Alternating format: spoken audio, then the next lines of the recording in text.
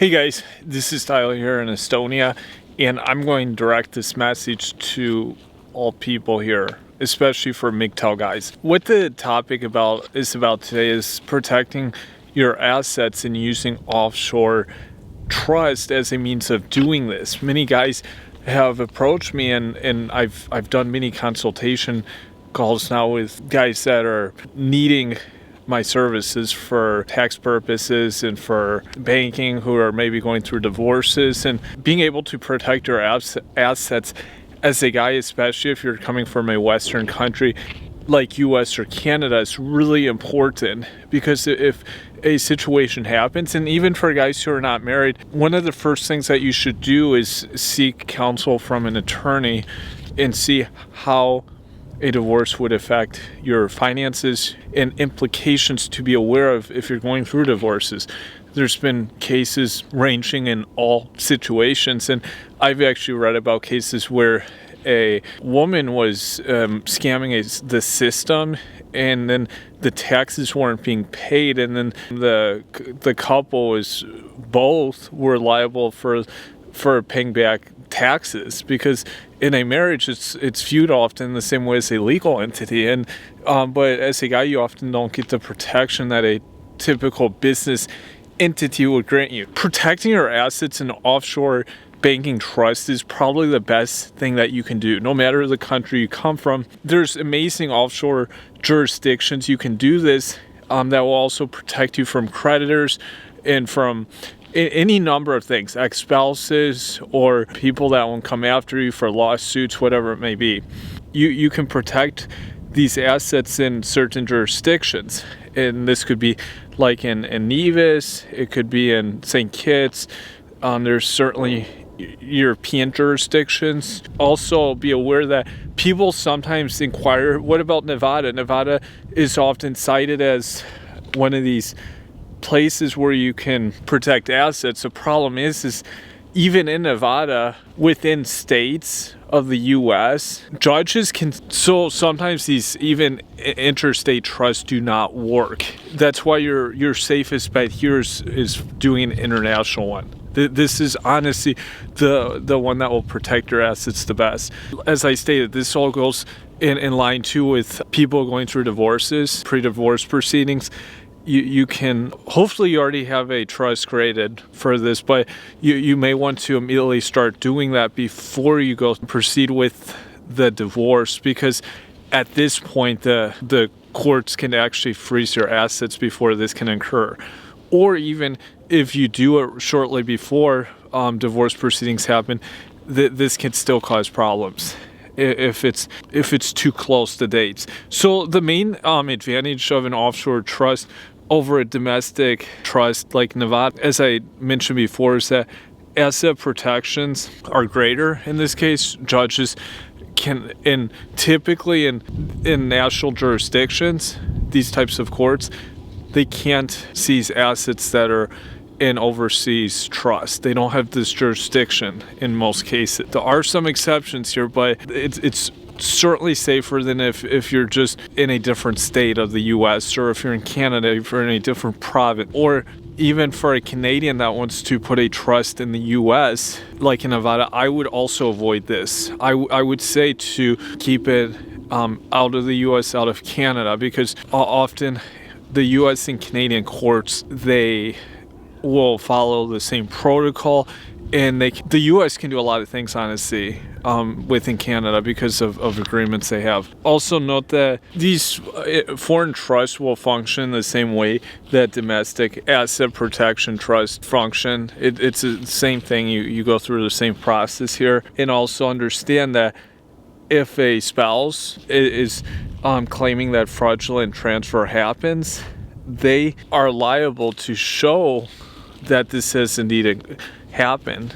And this, this is very difficult, because once you're in an international jurisdiction, there's a lot of limitations with this.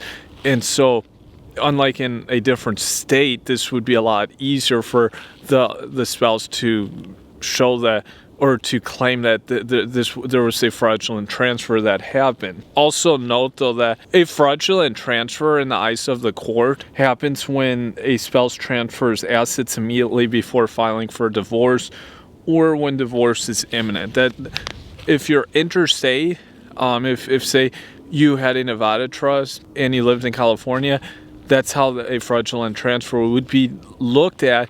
And in that case, often the courts would look at like a fraudulent transfer, and you could have problems. And this is why, if you think divorce is on the horizon, absolutely create a foreign trust. This is a first layer of protection. Note that whether it's international or, better yet, domestic cases, the burden of proof is typically going to be the spouse with the trust. They're going to have to show that this was a legitimate transfer of assets, and that's why I say it's best to have an international trust in this case, because you'll be liable. I mean, if your spouse at the last minute, claims something, you're within a different state. Even Nevada, this could be overturned. And now, in offshore jurisdictions, it lies completely with the spouse trying to make a claim on trust or assets. In most cases, so it would actually be the other party, your ex-spouse, that would have to make this attempt. And this would also be in the situation with a woman here, if it's reversed and the woman's in this situation where they have the offshore trust. But for the sake of this video, most of the audience here is going to be for guys. Some offshore jurisdictions, including like Nevis and Cook Islands, make the burden beyond reasonable doubt that the spouse that is petitioning the courts, so it would typically be your ex-wife or soon-to-be ex-wife, it would be up to her to provide beyond reasonable doubt that there was a fraudulent transfer, and the level of proof necessary would be the same as in murder cases. So this would require a lot of finances and capital to create this type of case. In most situations, it's not going to happen. The ex-spouse will just contest defeat. Your assets will most likely be protected. And also note, most foreign jurisdictions, as I stated before, they do not recognize other international jurisdictions with these cases, or interstate jurisdictions. If they do want to proceed forward in the small number of cases where this can happen, they have to re-adjudicate the case in the jurisdiction where the spouse set up the trust. To do this, so as I stated before, the timing and the money necessary is going to be a lot. It's going to be huge. So most likely the spouse isn't going to proceed forward in this kind of situation, and your assets will be better protected. Shouldn't have any issues. So in most cases, a offshore trust is going to be the best bet here. You don't have to be wealthy either. Some guys think, oh, if I'm not wealthy, this isn't necessary. Trust me, it can really be helpful.